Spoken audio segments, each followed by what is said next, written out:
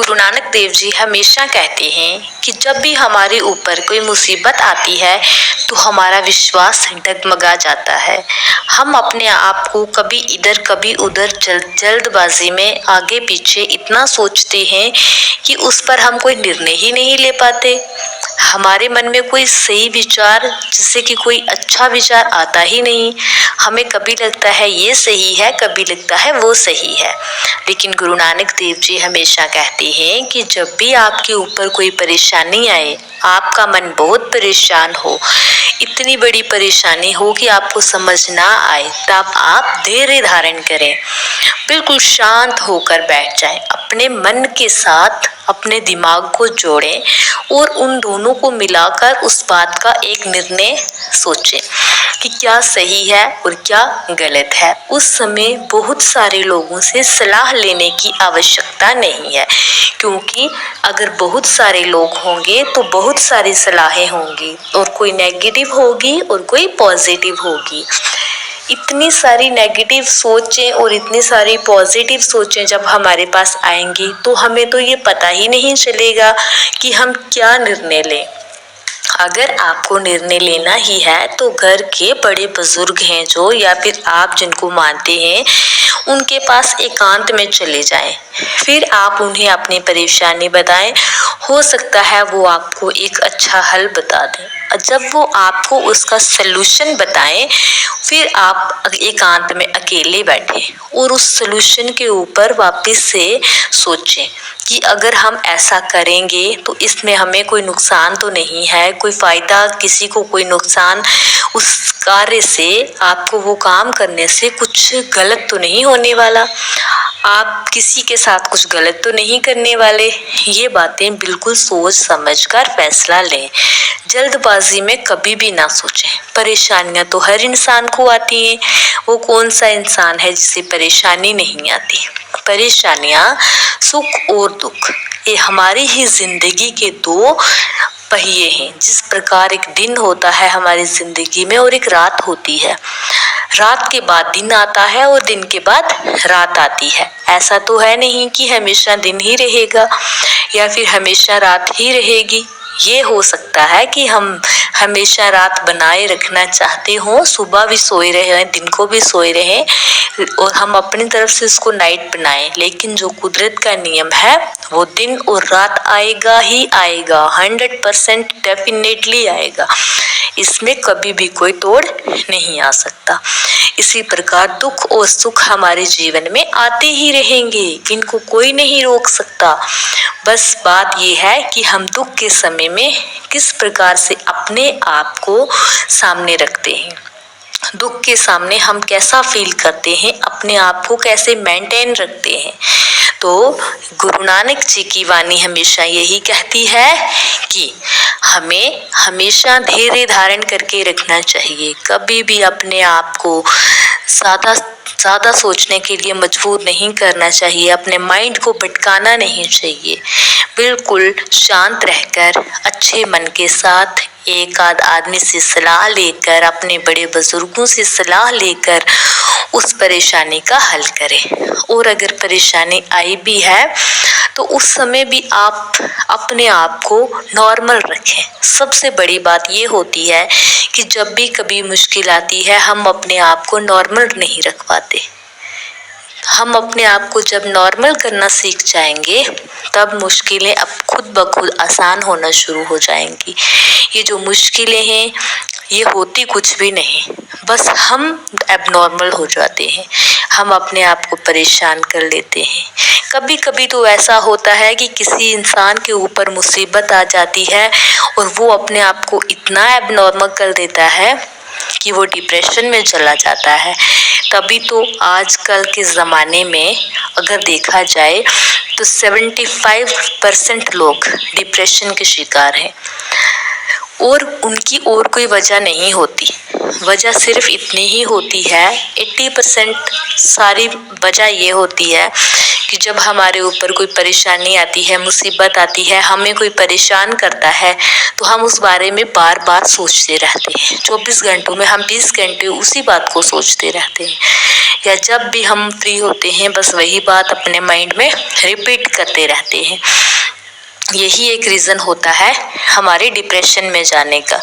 तो आजकल के युवा जितने भी हैं, जितने भी समझ लो 15+ जितने भी लोग हैं, वो डिप्रेशन में जाना स्टार्ट हो गए हैं।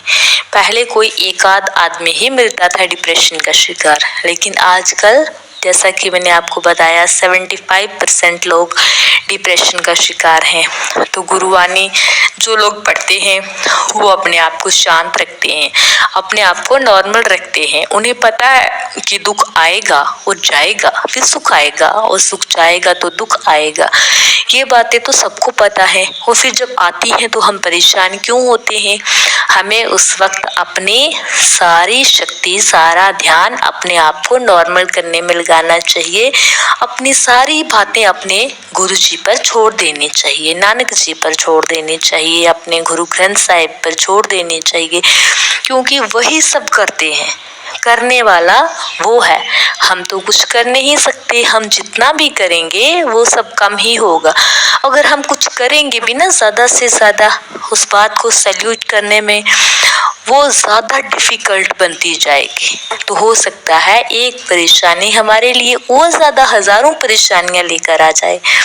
इसलिए अपने मन को इतना शांत रखो कि वो ज्यादा परेशानियों को मत लेकर आए। बस अपने आप को नॉर्मल रखो, दुख आया और गया, बस यही सोचो। रात आई और गई। कभी कभी हम इतने थक जाते हैं कि हम कहते हैं कि हम दिन को ही सो जाते हैं, हमें दिन को भी रेस्ट की नीड हो जाती है। इसी प्रकार अगर हमारी जिंदगी में कभी बहुत ज्यादा परेशानियां आ जाती हैं तो हमें उन सब परेशानियों का हल, नींद जिस तरह से हम दिन को रेस्ट कर लेते हैं, उसी प्रकार उन सब परेशानियों का हल हमें अपने परमात्मा पर छोड़ देना चाहिए। परमात्मा ही तो सब कुछ देने वाला है। इंसान इंसान को दे ही क्या सकता है। इंसान इंसान को पता क्या दे सकता है? इंसल्ट, बेइज्जत, परेशानी, धोखा, जितने भी नेगेटिव काम है ना वो इंसान इंसान को ही दे सकता है।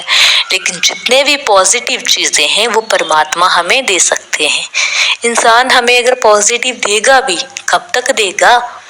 उसकी एक लिमिट होगी, उसके बाद वो भी छोड़ देगा। लेकिन परमात्मा एक ऐसी अवस्था है, ऐसी चीज है, ऐसी सुपर नेचुरल पावर है जो हमें ऑलवेज पॉजिटिव ही देगी, जो कभी नेगेटिव चीज हमारी तरफ ट्रांसफर नहीं करेगी अगर हम उसकी शरण में हैं तो।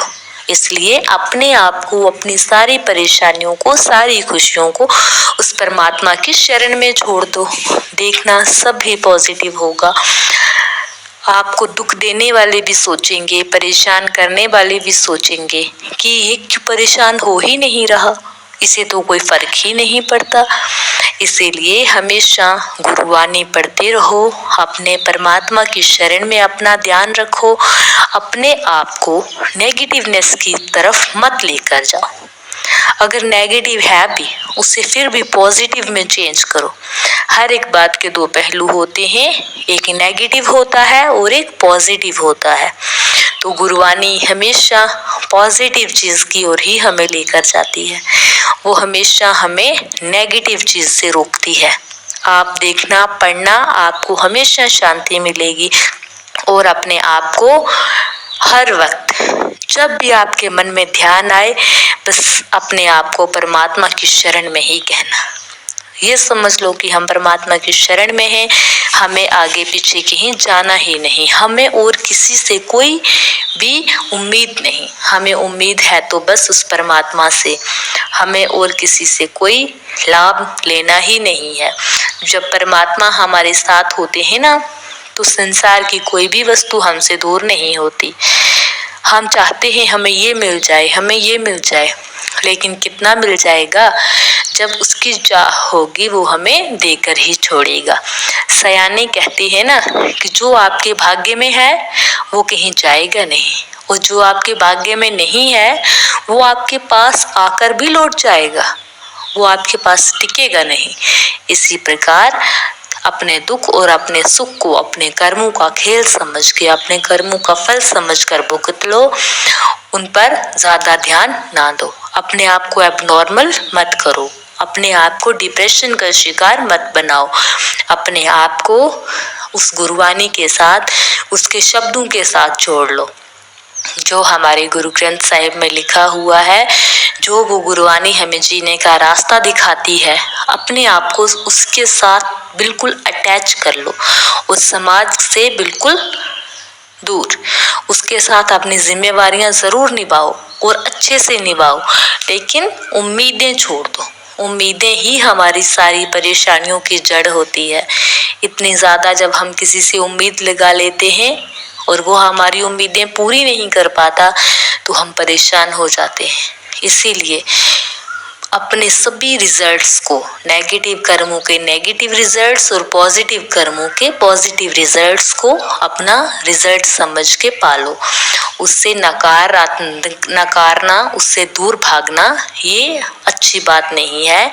और अपने गुरु जी से हमेशा हाथ जोड़कर उस तस्वीर से ये प्रार्थना करते रहो, अपने मन में बसा लो गुरु जी की तस्वीर।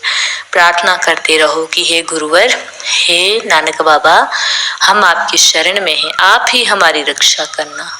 अन्यथा इस संसार में कोई नहीं है जो हमारा साथ दे और हमारी रक्षा कर पाए। किसी में हमें नहीं लगता कि इतनी काबिलियत हो, किसी के जीवन में इतना साहस हो, हिम्मत हो कि वो सारा जीवन हमें अच्छे से रखे, हमारी हर बात का ध्यान रखे। लेकिन आप में तो है, क्योंकि आप ही तो हमारे पिता के समान हैं, पिता ही हैं। इस संसार के पिता वही होते हैं जो हमारा पालन पोषण करते हैं, वो सुपर नेचुरल पावर, गॉड। धन्यवाद। आप सभी का समय शुभ रहे। आप सबको हमारी तरफ से वाहे गुरु जी का खालसा, वाहे गुरु जी की फतेह। धन्यवाद।